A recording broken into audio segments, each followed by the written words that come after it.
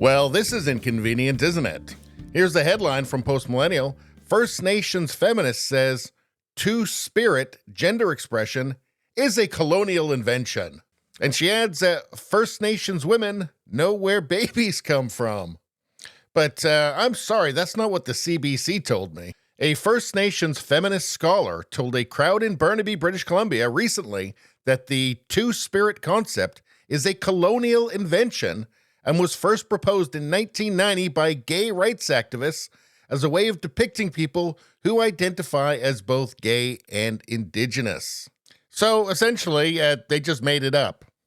Dr. Cherry Smiley criticized the entire transgender movement for attempting to undermine women's rights and erode the feminist creed that women have historically been oppressed by men.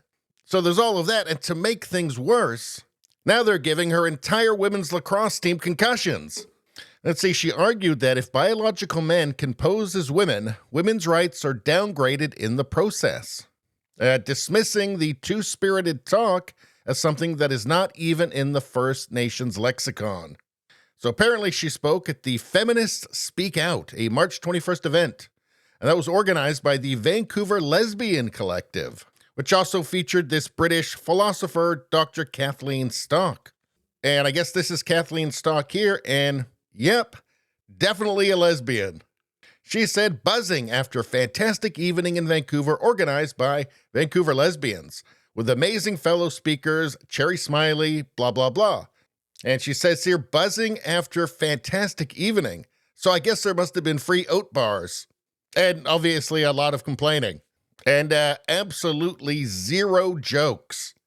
Quote, First Nations women know where babies come from, Smiley told an appreciative audience, reiterating her belief that it is biological sex and not gender that characterizes how Aboriginal people understand the dynamic of male and female relationships. Now, she says here that the idea that gender can trump sex is a byproduct of the colonialism spawned by, you guessed it, white men.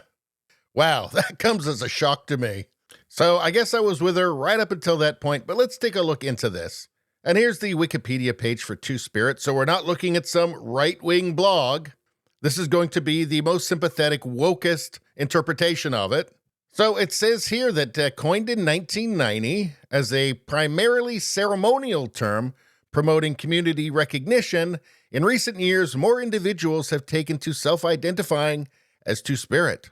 Two-Spirit as a term and concept is neither used nor accepted universally in Native American cultures. So here we have it. It was just made up in 1990. So the neologism Two-Spirit was developed over a series of 5 conferences, concluding in 1990 at the 3rd Annual Intertribal Native American First Nations Gay and Lesbian American Conference in Winnipeg.